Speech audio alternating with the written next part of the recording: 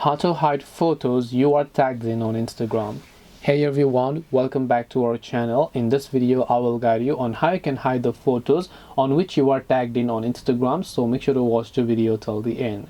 If you want to hide the photos that you are tagged in on Instagram, it's actually quite very simple to do so, because all you have to do is go ahead and first of all launch Instagram. You come to your profile page, maybe you go to the tags place option here, and here are a list of photos where you have been tagged. So if there is something about a tag that you don't like and you would like to remove it, you can just go ahead and then select a particular photo over here, and once done, tap the three dots option from the top right and just select this option called tag options. You can choose to remove yourself from the tag, or you can only choose to hide it from your profile. So you can tap the hide from my profile option, and this particular photo where you have been tagged will no longer show up in your profile feed.